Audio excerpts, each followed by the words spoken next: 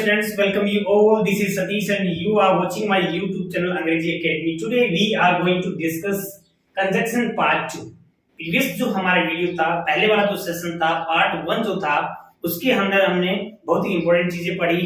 Either और, neither, not only but also उनका use कैसे करते हैं, दो अगर सब्जेक्ट हो तो उनको कैसे जोड़ेंगे, अलग अलग जैसे कि वर्ब हो तो उनको कैसे जोड़ेंगे, ये सारी चीजें। बिकॉज कंजंक्शन एक ऐसा टॉपिक है जो हर कॉम्पिटिटिव एग्जाम्स में पूछा जाता है। बेसिकली हर प्राइमरी, सेकेंडरी और जो सीनियर सेकेंडरी जो लेवल होता है उसमें ये चीजें पूछी जाती हैं। तो प्लीज देखते रहिए हमारा जो सेशन है, उसको बड़ी इंटरेस्टिंग चीजें हम आपको बताने जा रहे हैं। देखिए स्टूडेंट्स, आज हम डिस्कस करने वाले हैं, यहाँ पे सबसे पहले हमारा है एंड या बोथ एंड। जो हमारा आज का कंजंक्शन होगा वो क्या होगा, एंड या बोथ एंड। तो सबसे पहले हम जो डिस्कस करेंगे वो हम बोथ एंड की डिस्कस कर लेते हैं। बिकॉज बोथ एंड, भाई बोथ हट जाएगा तो एंड ऑलरेडी क्या हो जाएगा, इसमें इंक्लूड हो जाएगा। तो please focus on that, because important चीज है। और क्या इसके अंदर आपसे पूछेंगे, कैसे पूछेंगे, ये हम इस पे जानेंगे। देखिए हमारी आज जो बात होने वाली है वो है कि बोथ एंड। तो बोथ एंड के अंदर क्या होता है, वही बात है कि आपके पास में दो सेंटेंस दिए हुए हैं, आपके पास दो सेंटेंस दिए हुए हैं, उनमें दो सब्जेक्ट हैं, उनके अंदर दो वर्ब हैं अलग अलग, उनके अंदर क्या है, दो ऑब्जेक्ट हैं अलग अलग। समझना, ध्यान से समझना। यहाँ क्या है, सब्जेक्ट है, यहाँ क्या है, वर्ब है, यहाँ क्या है, ऑब्जेक्ट है। इस तरह से आपके साथ में अगर इन तीनों में कोई भी अलग अलग हो, इस तीनों का मतलब क्या हो गया, सब्जेक्ट में अगर अलग अलग सब्जेक्ट है तो कैसे करेंगे, वर्ब अलग अलग है तो कैसे जोड़ेंगे, ऑब्जेक्ट अलग अलग है तो कैसे जोड़ेंगे। देखिए बोथ एंड का कंजंक्शन जो है वो हर एग्जाम में पूछा जाता है, ध्यान रखना। तो देखो इसमें ये है कि सब्जेक्ट अगर अलग अलग हैं तो एक से पहले बोथ और दूसरे से पहले एड का यूज करेंगे। समझ आया आपको।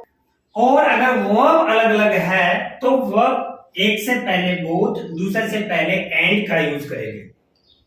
ऑब्जेक्ट अगर अलग अलग है तो एक से पहले एंड, दूसरे से पहले एक से पहले बोथ और दूसरे से पहले एंड का यूज करेंगे। देखिए सबसे इंपॉर्टेंट चीज इसमें यह है कि दो जब ऑब्जेक्ट होंगे, देखो सबसे पहले हम इसको एक सिंपल सा यूज करके देखते हैं। मैं यहाँ पे इसको मिटा के और फिर लिखता हूं कि दो सेंटेंस जो है वो लिखते हैं और फिर उनको अलग अलग सब्जेक्ट लगाते हैं उनका। मैंने लिखा कि Reena is cooking food, Reena is cooking food, Meena is cooking food, Meena is cooking food. ये आपके सामने दो सेंटेंस हैं, दोनों सेंटेंस में दोनों का सब्जेक्ट अलग अलग है। दोनों के सामने देखिए, ध्यान से देखते रहना, मैं यहां आपको सिंपल टू कॉम्प्लेक्स की ओर लेके जाऊंगा। आपके एग्जाम में क्या पूछने वाले हैं वो चीज मैं आपको यहाँ पे क्या करूंगा, समझाऊंगा। तो देखो सबसे पहले हम यहाँ बात करेंगे अपन बोथ एंड कंजंक्शन की। जब बात करेंगे तो दोनों में सब्जेक्ट अलग अलग है। तो एक से पहले क्या आ गया, बोथ आ गया। तो both Reena and Meena, both Reena and Meena. जैसे ही बोथ एंड या एंड है, उससे जब दो सब्जेक्ट जुड़ते हैं तो दोनों सब्जेक्ट जुड़ते ही वे प्लूरल बन जाएंगे। समझ आया आपको। ध्यान से देखना है, ध्यान से समझना है, इस बात पे फोकस करना है कि हमारा आइदर और, neither nor, not only but also जैसे ही जुड़ते थे तो नियरेस्ट जो सब्जेक्ट होता था, दूसरा जो सब्जेक्ट होता था, उसी के अकॉर्डिंग हम हेल्पिंग वर्ब या वर्ब को मानते थे। बट यहाँ पे दो सब्जेक्ट जब जुड़े हैं तो ये क्या बन गए, प्लूरल बन गई। तो both Reena and Meena are cooking food, are cooking food. इस तरह से आपके सामने ये सेंटेंस क्या हो गया, इस बोथ एंड में चेंजेस हो गया। एक और लेके देखते हैं कि रमेश टीचेस।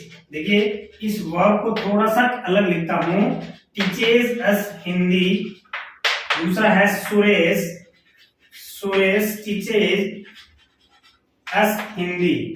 ये आपके सामने एक सेंटेंस है।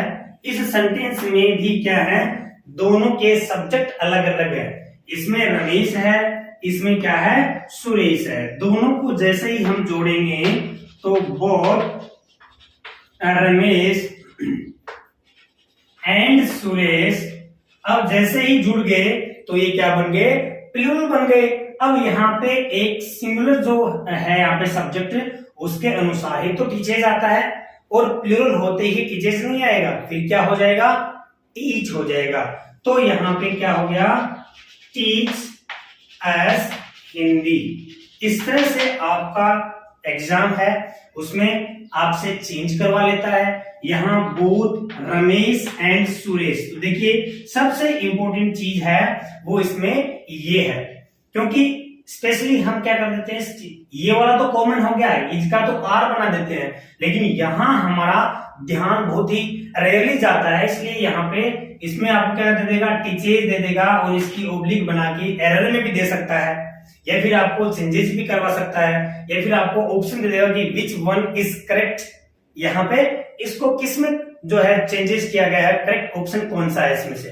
तो देखिए ये जो होता है ट्रांसफॉर्म में भी आपसे पूछ सकते हैं। इस तरह से ध्यान रखना कि बोथ रमेश एंड सुरेश, तो यहाँ पे हमारी जो हेल्पिंग वर्ब है वो क्या जाएगी, क्या मानकर आ जाएगी, प्लूरल मान के आ जाएगी। अब आपके एग्जाम में क्या पूछेंगे, कैसे चेंजेस करेंगे।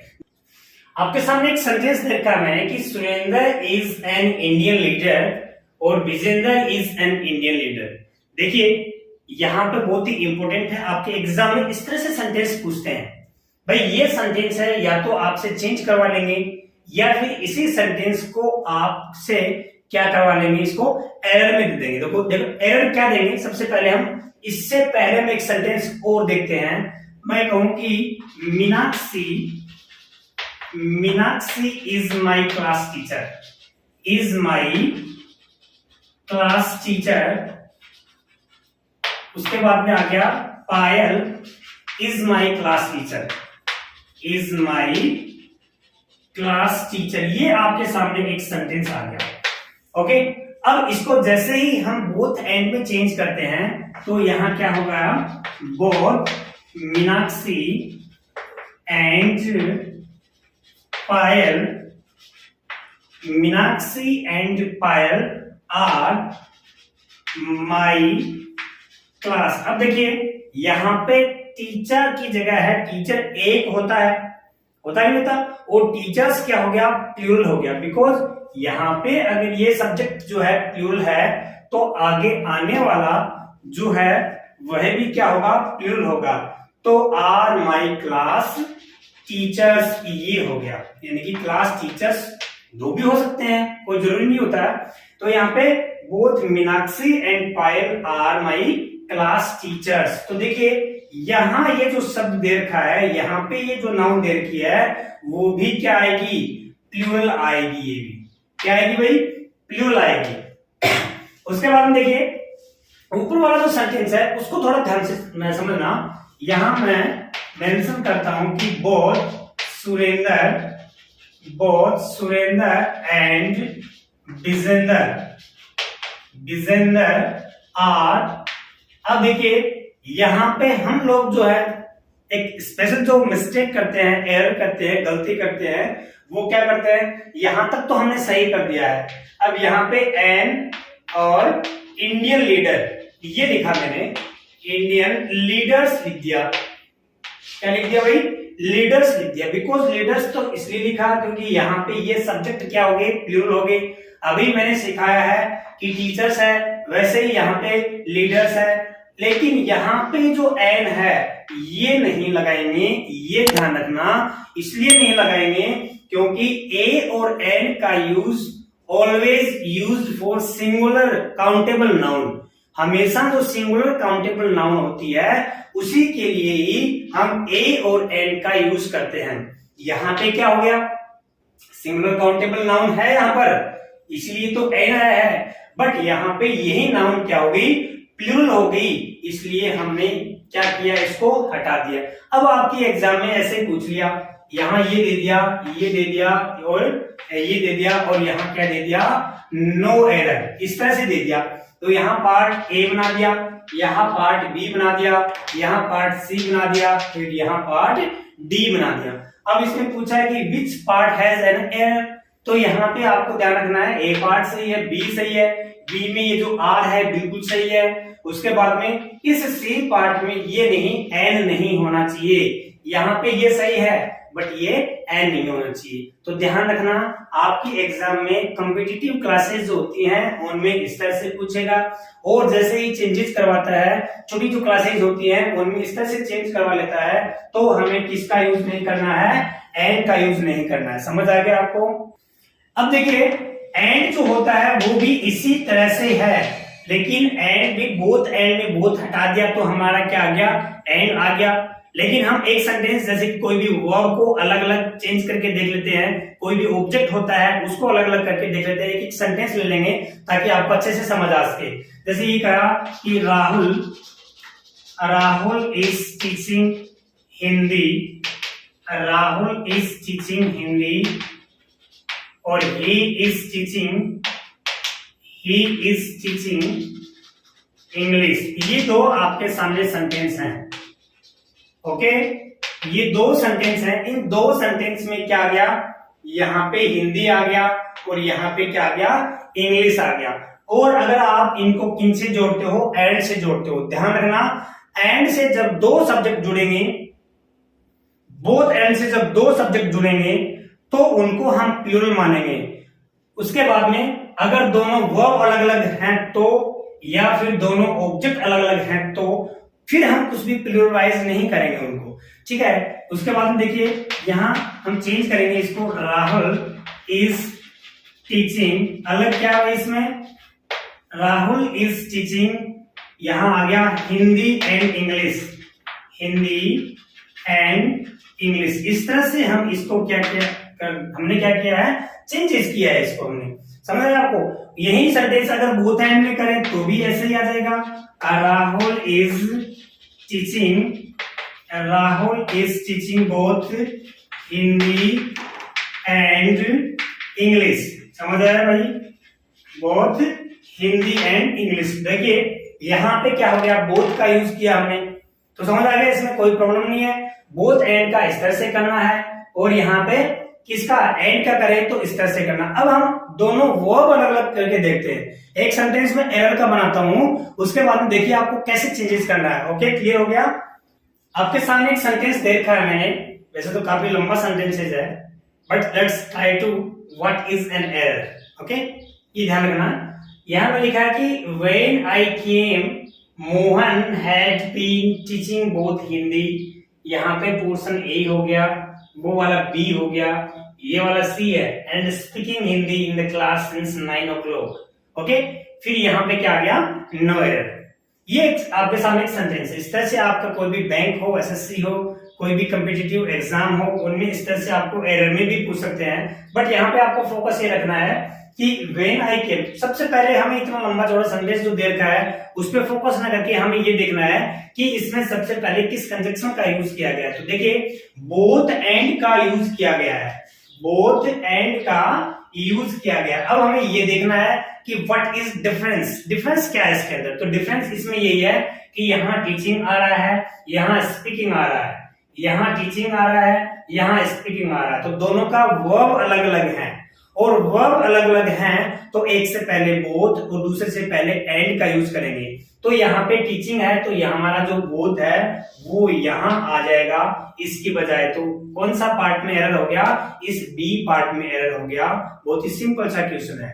इसमें क्या हो गया, वर्ब अलग अलग है तो एक से पहले बोथ और दूसरे से पहले एंड का यूज करेंगे। इस तरह से ये आपकी एग्जाम में कोई भी कंपटीशन है उसमें इस तरह से आपको पूछ सकते हैं, तो ध्यान रखना। उसके बाद में अगला जो कंजक्शन आता है वो आता है एज वेल एज। कौन सा आ गया भाई, एज वेल एज। इसमें भी वो एंड की तरह ही जुड़ता है, यानी कि इसमें भी और का मतलब साथ साथ, एज वेल एज ये काम किया साथ साथ में वो। ओके, बट इसमें क्या प्रॉब्लम है कि जैसे ही दो सब्जेक्ट जुड़ेंगे, यहां पे ये कहें कि Radha कुक्स food her mother कुक्स food, her mother कुक्स food, ये आ गया। या फिर यहाँ पे हर फ्रेंड्स कर दें, FRIENDS। यहाँ ये सेंटेंस लिखा मैंने कि राधा कुक्स फूड, हर फ्रेंड्स कुक्स फूड। अब देखो इसमें हमारा ये ध्यान रखने वाली बात यही है कि as well as means and, as well as means and. अब यहाँ पे हम क्या करेंगे, वही बात है, दो सब्जेक्ट अलग अलग हो तो जुड़ेगा, उसके बाद में दो वर्ब अलग अलग हो तो जुड़ेगा, दो ऑब्जेक्ट अलग अलग हो तो जुड़ेगा, यानी कि बीच में आ जाएगा वहां पर। अब हमारी बात ये आती है कि जब दो सब्जेक्ट इससे जुड़ते हैं तो इनके साथ में आने वाली हेल्पिंग वर्ब या मेन वर्ब को अकॉर्डिंग टू फर्स्ट सब्जेक्ट लगाएंगे। ध्यान रखना, किसके अकॉर्डिंग, फर्स्ट सब्जेक्ट के अकॉर्डिंग। ऐसी सेंटेंस को बनाते हैं, क्या बना, Radha as well as, Radha as well as her friends. Okay, her friends यहां क्लियर हो गया, बट यहां पे क्या लगेगा, कुक्स ही लगेगा, बिकॉज सब्जेक्ट जो फर्स्ट सब्जेक्ट है, the first subject is singular here. Focus on that point please. क्या हो गया, Radha according to first subject, यहां पे वी हैव टू राइट सब वर्ब और दूसरी क्या, helping verb we have to use according to first subject. यहां पे एज वेल एज सब्जेक्ट तो जो जुड़ गए, यहां एक सपोज में लिखो, यहां पे I am speaking English, okay, और he is speaking English, he is speaking English. ये आपके सामने क्या गया, एक सेंटेंस आ गया, छोटा सा सेंटेंस दिया मैंने। तो यहां I as well as he is speaking English. Okay, समझ आ रहा है क्या, स्पीकिंग इंग्लिश। तो देखिए यहां ये जो आया है, ये इज है, वो क्या हो जाएगा, रोंग हो जाएगा। यहां क्या आना चाहिए, एम आना चाहिए। अब कौन से प्रोनाउन का सीक्वेंस क्या होगा, we will discuss it later, but first यहां पे आपको फोकस क्या रखना है, आई एज वेल एज ही। जब दो आपको इस तरह से सेंटेंस में मिले तो यहाँ पे आने वाली हेल्पिंग वर्ब या मेन वर्ब को इस फर्स्ट सब्जेक्ट के अकॉर्डिंग लगाना है। तो यहाँ आई के साथ क्या हो जाएगा, एम हो जाएगा। समझ आ गया क्या। अब नेक्स्ट जो हमारा है वो है एज सून एज। देखो ये सेंटेंस बहुत बार एग्जामों में पूछा जाता है कि एज सून एज को नो सूनर देन में चेंज करना, और नो सूनर देन जो होता है उसका एज सून एज में चेंज करना। बहुत इंपॉर्टेंट है ये भी। मैंने कहा ना कि कंजक्शन एक ऐसा पार्ट है जो छोटा सा लेके बड़ा तक कोई भी एग्जाम हो रिलेटेड टू इंग्लिश, जिसके अंदर इंग्लिश आती है, उसमें ये चीजें पूछते ही पूछते हैं। तो प्लीज अगर जो बच्चा तैयारी कर रहा है, जो बच्चा इंग्लिश में इंटरेस्टेड है और इंग्लिश में वो कुछ भी want to do something else special, तो उसको ये चीजें सीखनी ही सीखनी है। यहाँ पे क्या हो गया, एज सुन एज को नो सूनर देन में बदलना। तो देखो सबसे मेन जो बात है वो ये है कि नो सूनर का पेयर बनेगा वो इस देन से बनेगा। एक बात, नो सूनर का पेयर किससे बनेगा, देन से बनेगा, और देन जो है वो भी THEN नहीं, कौन सा, THAN होगा। एक बात ध्यान में रखना, ठीक है। अब हम सबसे पहले एज सुन एज का सेंटेंस लेके देखते हैं। तो जैसे ही एज सुन एज का सेंटेंस लेके देखेंगे तो इसमें क्या आएगा, as soon as I came there. जैसे ही मैं वहां आया, ही बिगेन टू वीप, वह रोने लग गया। तो इसमें ऐसे सेंटेंस में आपको एज सुन एज, जैसे ही, ज्यों ही, इस एज सुन एज का मतलब क्या हो गया, जैसे ही, ज्यों ही मैं वहां आया, ओके, यहां पे कोमा लग जाएगा, समझ आया आपको। ही बिगेन टू वीप, उसने रोना शुरू कर दिया। As soon as Sachin started to play, the whole crowd began to cry. समझ आया आपको। यानी कि इसमें एक चीज तो ये भी ध्यान रखनी है कि दोनों एक्शन साथ में भी है, तो अगर सिंपल में है, प्रेजेंट सिंपल में है तो प्रेजेंट सिंपल में, पास्ट में है तो पास्ट में। ये भी टेंस वाला भी ध्यान रखना, इसमें काफी बार पूछा जाता है। ओके, अब देखिए यहाँ पे ये चीज है। अब आपसे ये कहेगा कि इसको नो सूनर में चेंज कीजिए, change the following sentence into no sooner then.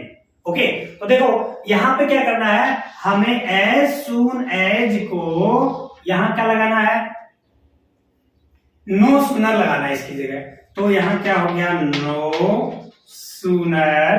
फिर यहां एक चीज का ध्यान रखना, यहां कोई भी टेंस है उस टेंस की हेल्पिंग वर्ब यहां इस सब्जेक्ट से पहले लगानी है। आपको समझ में आया क्या, सब्जेक्ट से पहले लगानी, जैसे कि ये है।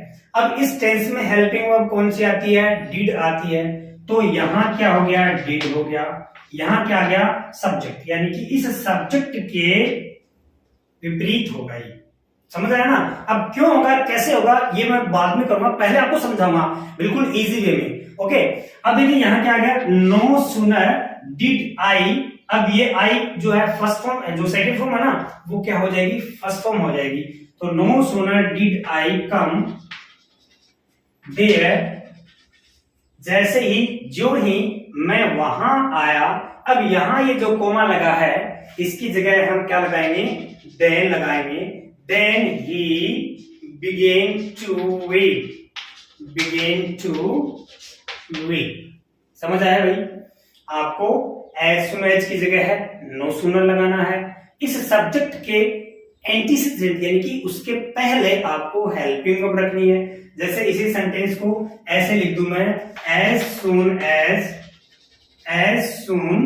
As I had won the match, I had won the match, the crowd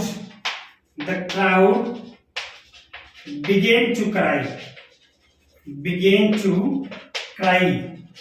crowd ने, भीड़ ने चिल्लाना शुरू कर दिया। ओके, तो यहां पे देखिए ये जो हेड है इसको जैसे ही हम क्या करते हैं, नो सूनर में चेंज करते हैं, तो क्या आ गया, no sooner had I. Okay, ये जो हेड है, ये जो हेल्पिंग वर्ब है, वो इस सब्जेक्ट से पहले आ जाएगी। आपको ये जो सेंटेंस देखो एरर में भी पूछेंगे, कैसे पूछेंगे, just after that I discuss. No sooner had I won the match, won, sorry यहां पे दो बार लिख दिया मैंने, I had won the match, ये है। अब यहां क्या हो गया, no sooner had I won the match then the crowd began to cry। इस तरह से आपके सामने ये सेंटेंस देखो चेंजेस किया हुआ है। अब आपको यही सेंटेंस में ये हेड यहां दे दे और इसकी एरर बना दे, तो हमारी एरर क्या हो जाएगी, इस सब्जेक्ट के बाद में अगर हेल्पिंग वर्ब आती है और सेंटेंस नो एरर से जुड़ा हुआ है तो वह एरर मानी जाएगी। समझ आया आपको। इस तरह से एज सून एज का वाक्य, एक नो सूनर का वाक्य लिखूंगा मैं और उसको हम किस में चेंज करेंगे, एज सून एज में करेंगे, ध्यान रखना। ओके माय डियर स्टूडेंट्स, अभी आपके सामने है, no sooner did Reena make a cup of tea then the guest went away.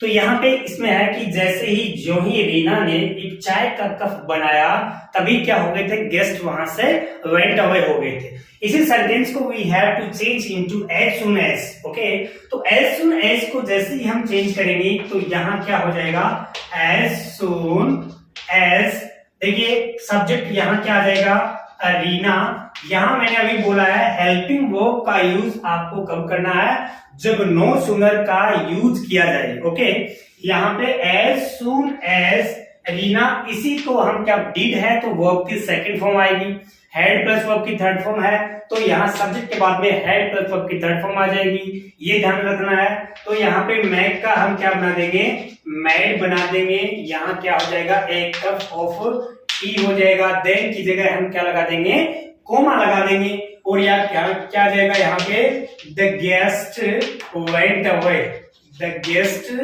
Went away. इस तरह से आपके सामने एज सुन एज को नो सुनर में और नो सुनर को एज सुन एज में हमें चेंजेस करना है। अब देखिए गाइस, बहुत ही इंपॉर्टेंट सेशन था आज का। अभी हम नेक्स्ट में और भी काफी सारे हमारे जो कंजक्शन है जो अकॉर्डिंग टू योर एग्जाम कैसे आपके लिए इंपॉर्टेंट है वो हम लेके आएंगे नेक्स्ट सेशन में। आज के लिए इतना काफी। Thanks for watching my video.